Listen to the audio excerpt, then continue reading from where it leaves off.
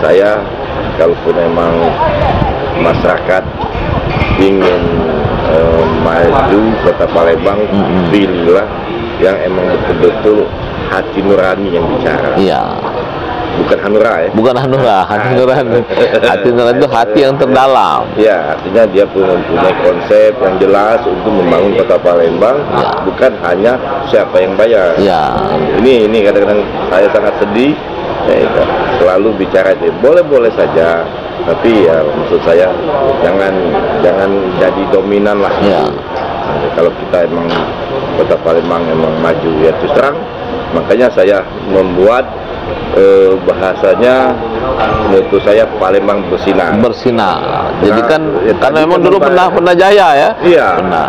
Karena selama ini tadi zaman ya kita akui zaman Pak ini emang bagus. Ya. Nah setelah berjalan, saya tidak mau ini tidak bisa dilain sama masyarakat. Saya makanya bersinar lagi. Makanya saya ciptakan, saya minta tolong kawan buat lagu Palembang bersinar lagi. Oh, judul itu Palembang bersinar lagi. Iya. Itu. Mudah-mudahan jadi proses itu kan nanti kita akan lolos dipilih oleh partai, kemudian apa pasangannya, mudah-mudahan nanti ketika dipilih itu pun juga akan menjadi pemenang ya. Mudah-mudahan ya, insya Allah. Karena kalau petanya kan sudah mengerucut ini.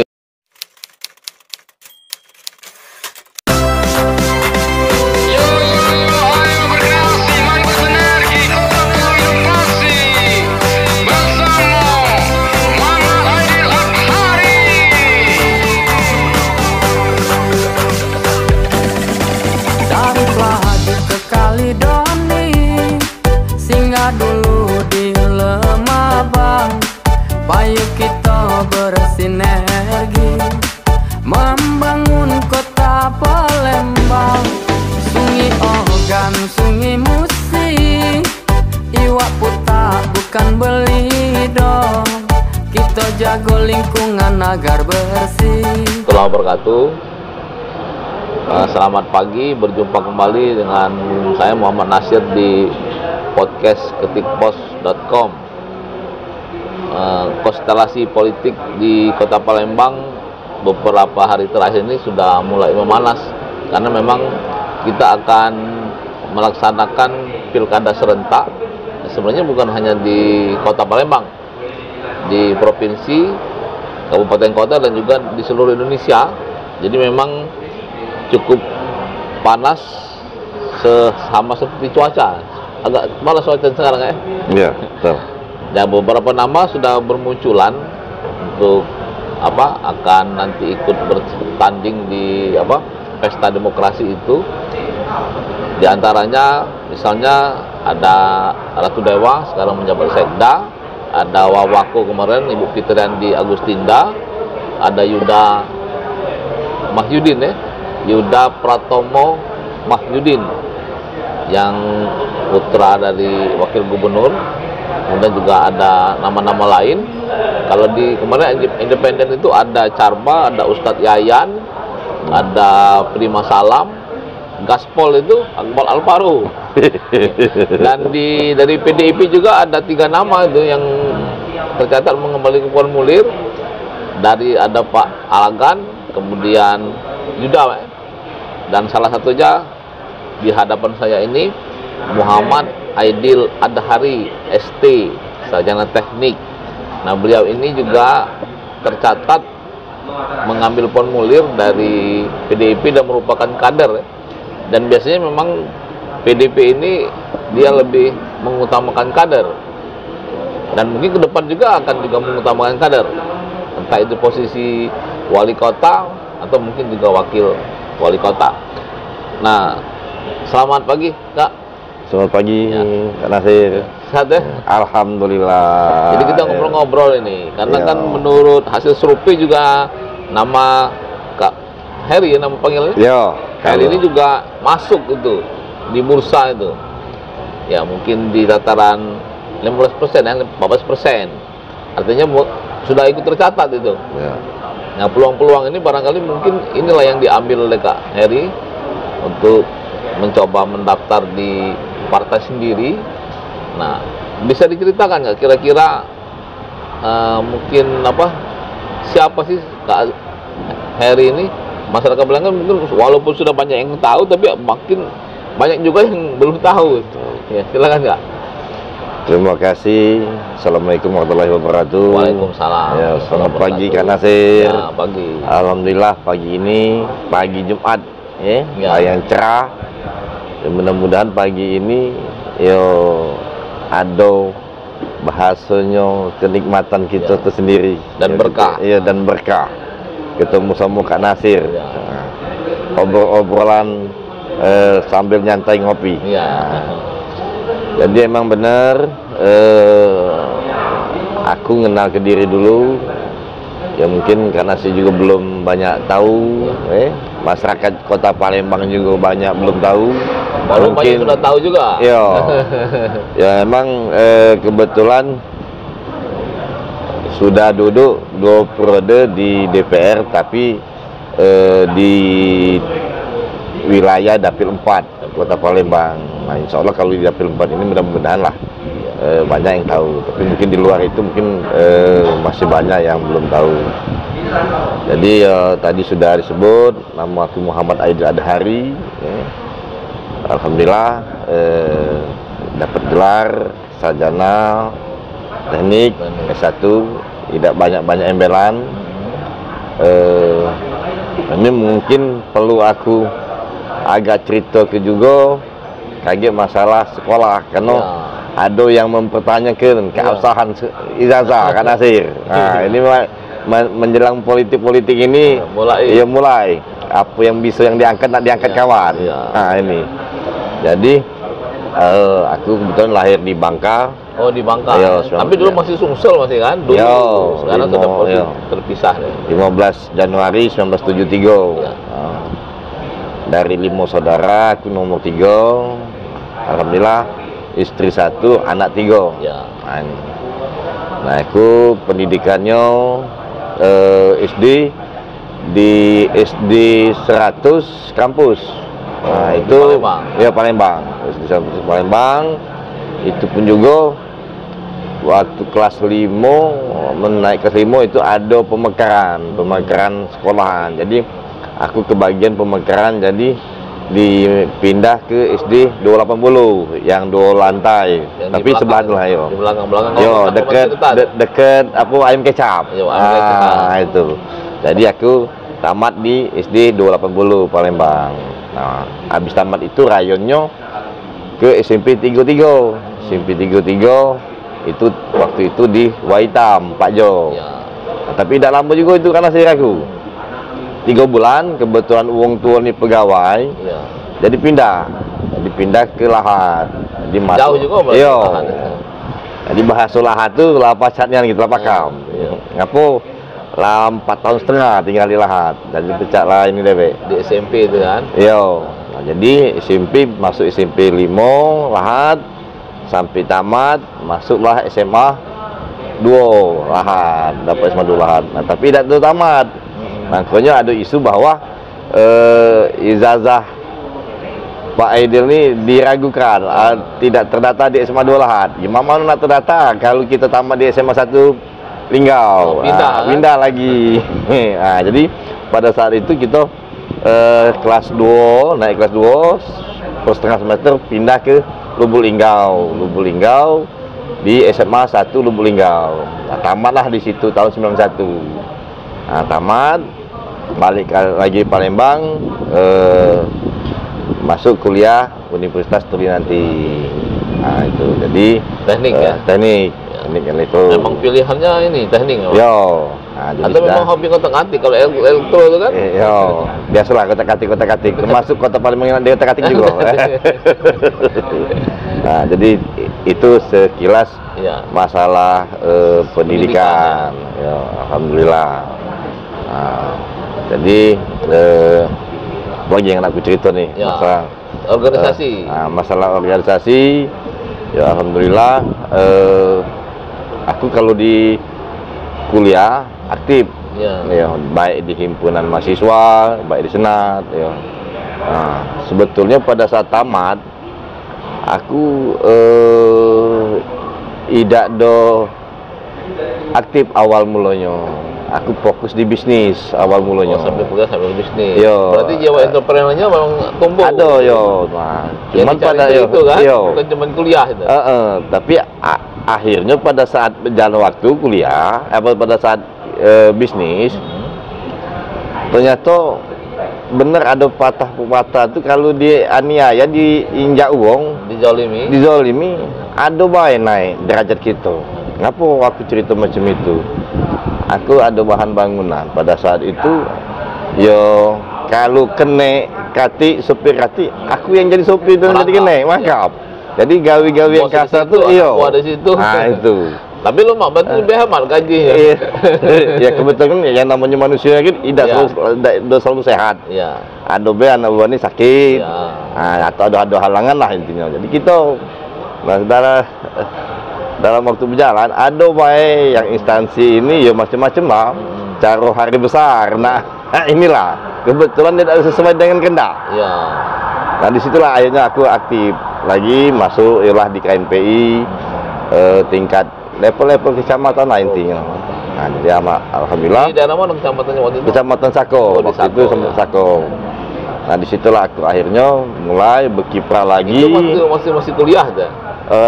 Tamat kuliah sudah tuh alhamdulillah jadi tim sukses jadi kebetulan emang kita wilayahnya ada, kita dijadikan tim sukses waktu itu Pak Edi Santana sama Syaril Usman tempat kita dipakai, kita gratis sih, tidak ada sewa. Pak Syaril Usman periode pertama berarti?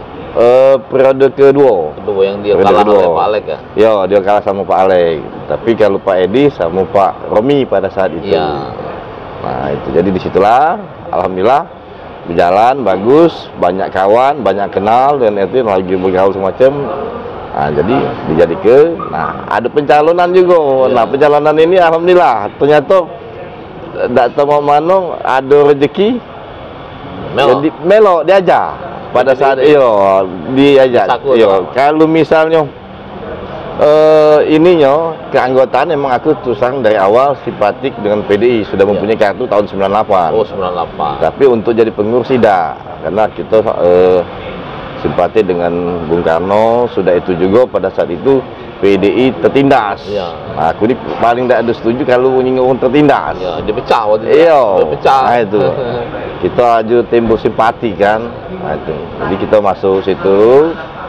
Pada saat itu alhamdulillah kalau memang rezeki dah kemana nomor 11 gitu. Nah nomor 11 itu nomor terakhir bukan? Bukan, nomor 2 dari terakhir. Banyak kan agak susah juga, kalau terakhir justru lebih dilihat orang kan. Tapi kalau tengah-tengah itu agak susah. Nah itu alhamdulillah pada saat itu kalau nak jadi tidak mungkin kan nomor 11 maksudnya kan.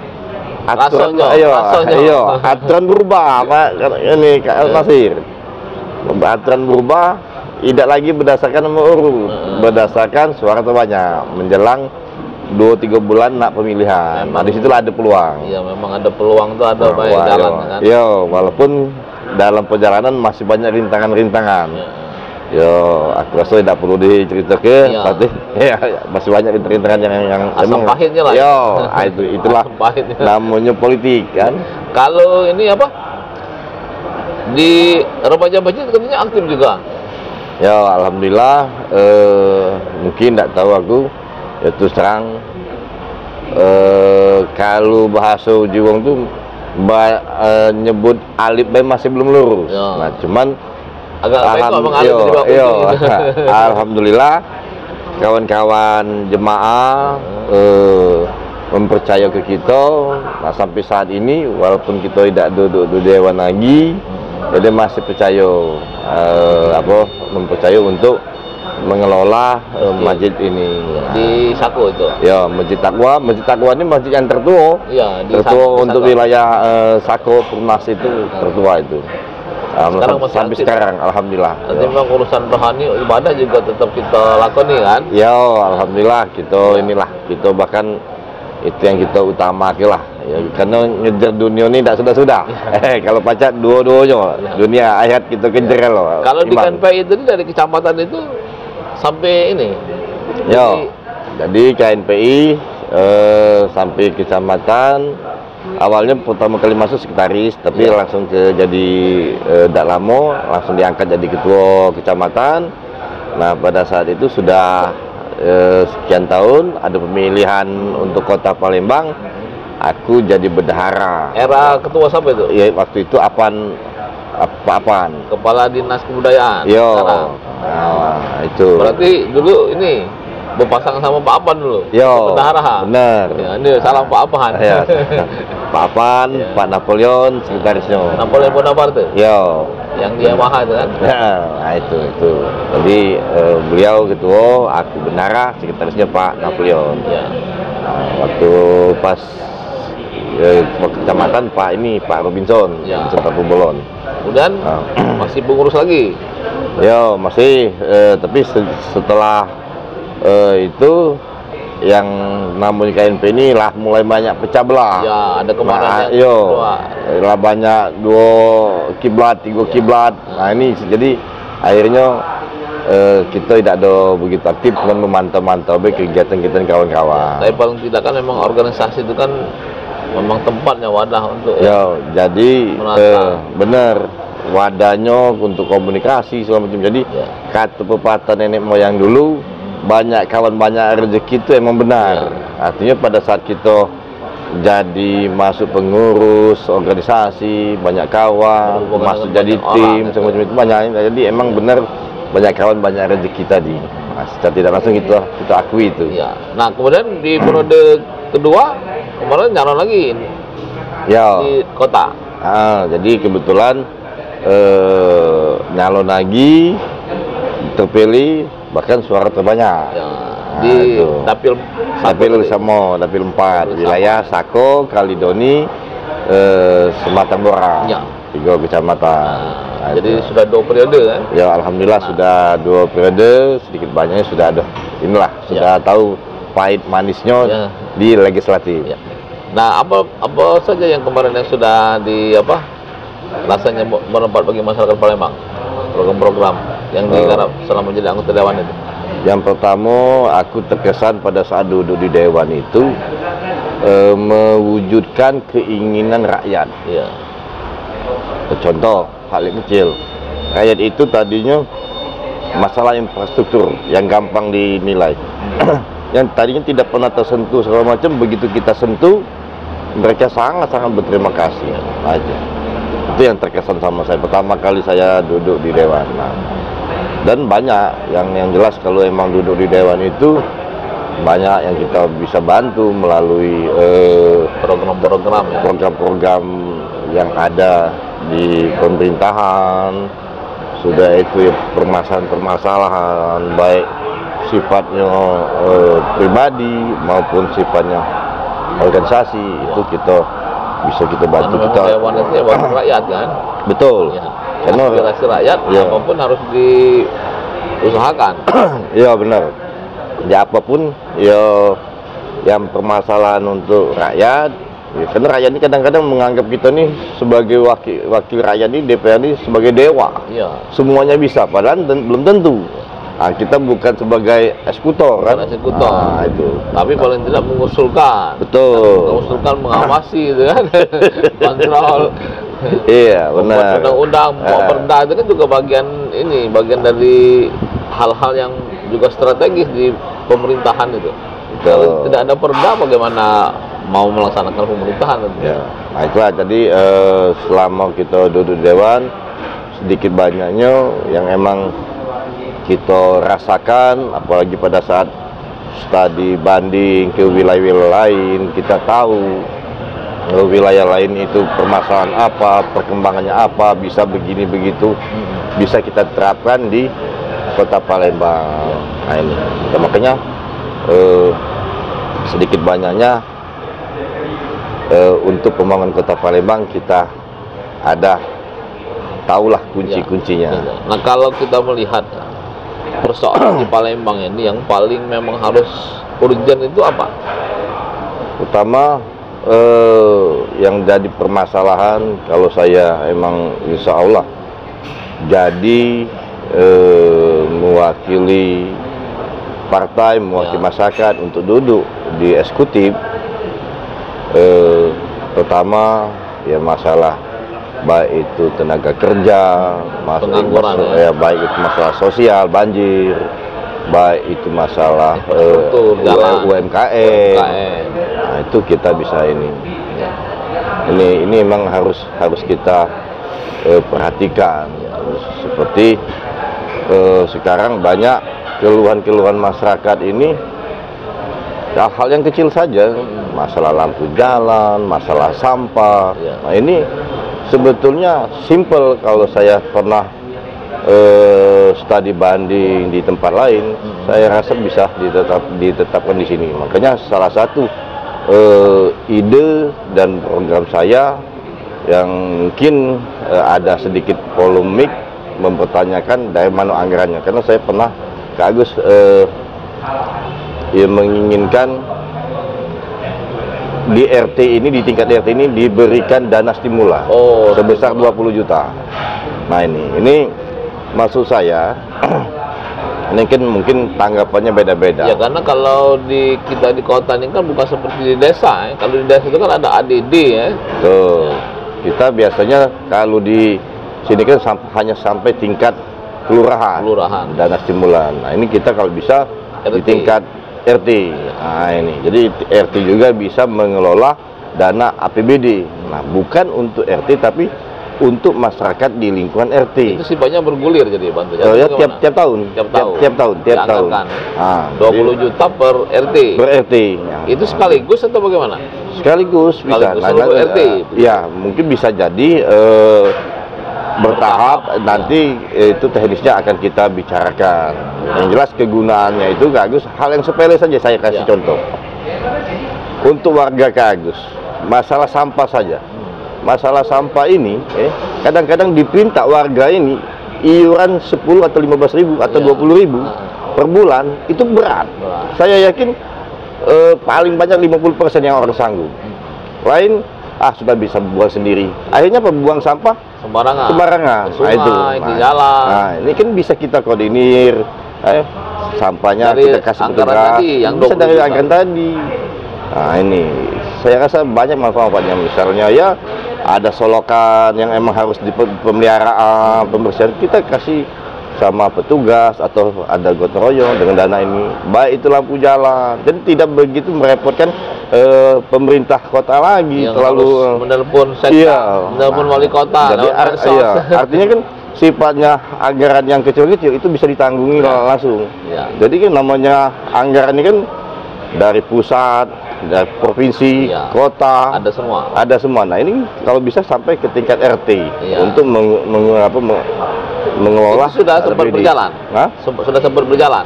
Itu belum, tapi saya pernah studi banding ke wilayah, salah satu wilayah itu diterapkan. Nah, dikoordinir oleh RW. Nah, RW nanti kalaupun emang ada sifatnya perlu dengan dana yang besar, itu bisa mereka menyatukan antara sama-sama RT. Mungkin RT ini tidak begitu terlalu ini, bisa digeser, bisa saling subsidi lah intinya. Subsidi silang ya. Subsidi silang. Ya, mungkin ada yang lebih kecil, ada yang mungkin lebih besar, tinggal menyesuaikan. Ini yang ingin saya terapkan, walaupun emang saya ini. Itu salah satunya untuk aktivitas daripada RT tidak bingung lagi sumbang sini sumbang situ, narik mungkin susah itu. Nah, tadi kan Kota Palembang ini kan sudah memang kota maju, kota metropolitan, metropolis. Nah, tapi kan tentunya kan tidak hanya maju modern, tapi juga religius. Nah, ada tidak konsep untuk bagaimana menciptakan Palembang itu selain modern maju juga religius, kota yang madani. Nah, ini yang madani, religius, termasuk banyak kendala-kendala yang memang harus kita termasuk kata orang macet. Nah, ini kan sudah itu tenaga kerja, pengangguran itu. Mungkin banyak kan. Ya, kota Palembang ini apalagi sekarang kualitas bandara kita itu kan turun. Dari internasional jadi domestik. Itu sangat-sangat disayangkan. Kota Palembang ini kan emang tidak ada penghasil bumi SDA-nya tidak ada ini. Cuma lewat, tapi lewat. Hanya lewat. Tiap hari itu tongkang itu lewat di musim. Tapi itu kita mengambil PAD-nya dari distribusi sama pajak. Nah ini untuk menarik turis asing atau lokal, kita bisa manfaatkan Sungai Musi itu salah satu modal utama untuk menarik wisata. Ya, destinasi ya, iya. Destinasi yang bisa dijual. Maaf ngomong, kita harus akui program Edi Santana itu kita akui dalam dia memimpin itu sudah kita akui jempol. Ya. Baik dari kebersihan, PDAM. Nah, PDAM itu saya ingat selalu orang bicara pada saat itu nggak ada modal, mana dananya. Tapi kalau begitu kita niat emang tulus, kita cari solusi dong. Solusinya apa? Solusinya itu tadi dana sharing melalui dana pusat. Artinya banyak peluang-peluang itu ya, itu yang harus bisa ditarik. Ini kan sudah seperti Sungai Musi, sudah ditata oleh Pak Edi Santana. Jadi kita teruskan. Emang dananya anggarannya besar, tapi tidak salahnya kita terus. Nah ini ada kan komunikasi dengan pihak pusat, pihak provinsi. Saya rasa kalau emang kita bisa meyakinkan emang jelas duduknya, saya yakin itu bisa. Artinya harus ada pelobi ya, ke pusat itu.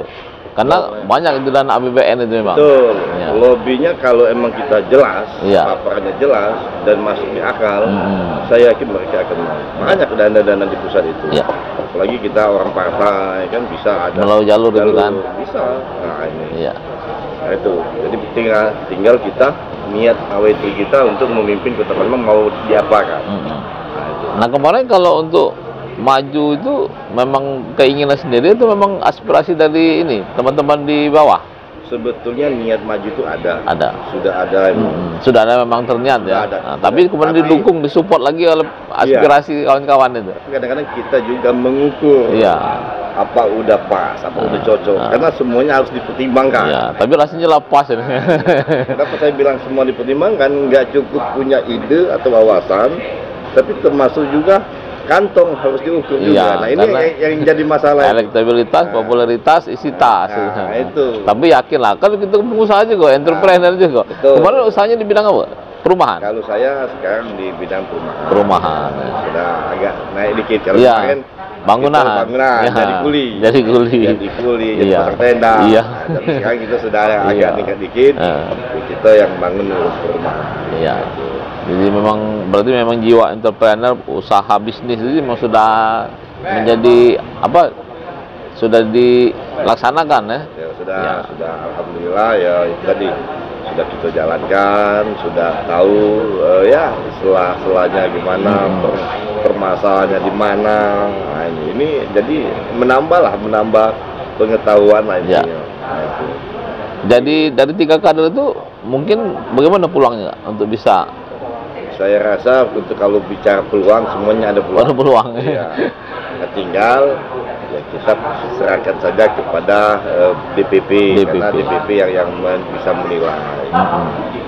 Kalau saya seperti itu, karena prinsip ada bahasa kalau saya dijadikan untuk terpilih untuk sebagai kandidat itu artinya diizinkan oleh Allah.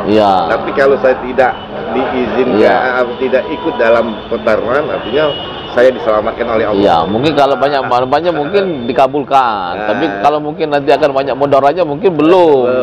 Belum ini mungkin periode berikutnya. Ada lagi yang kira-kira mau disampaikan? Yang jelas saya kalaupun memang masyarakat ingin maju Kota Palembang, pilihlah yang emang betul-betul hati nurani yang bicara. Bukan hanura ya. Bukan hanura, hati nurani. Hati nurani itu hati yang terdalam. Artinya dia mempunyai konsep yang jelas untuk membangun Kota Palembang, bukan hanya siapa yang bayar. Ini kadang-kadang saya sangat sedih. Selalu bicara itu boleh-boleh saja. Tapi ya maksud saya jangan jadi dominan lah.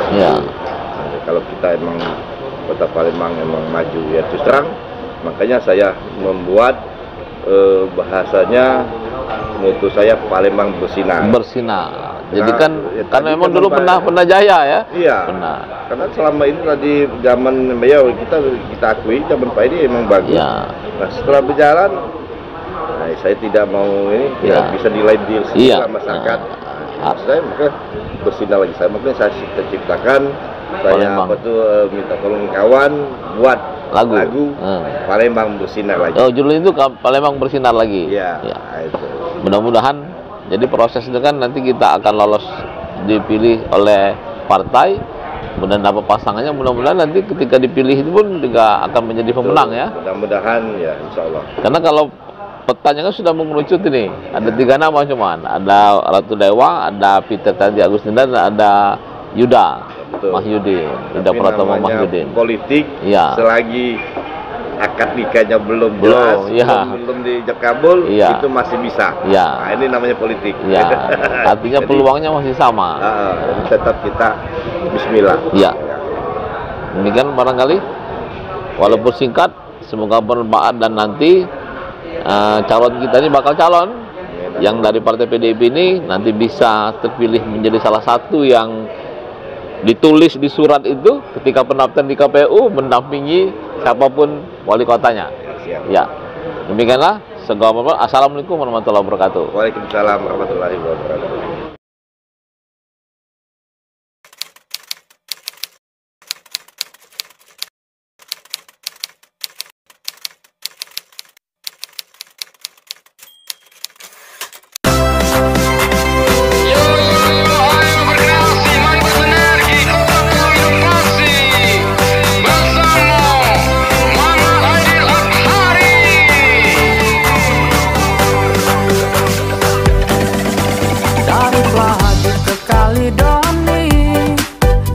Dulu di Lemabang, payu kita bersinergi membangun kota Palembang. Sungi organ, sungi musik, iwak putak bukan beli dong. Kita jago lingkungan agar bersih, yang lemaknya kita galong. Jagolah bersama Palembang kota tercinta. Jadilah warga yang madani agar kota kita asri. Ayo bersinergi, kota perlu inovasi. Bersama Muhammad Aidil Adhari, Palembang bersinar lagi. Simpang Kadek ke Simpang Sungki, naik sepur di Kertopati. Kita dukung Muhammad Aidil Adhari, membawa Palembang bersinar lagi.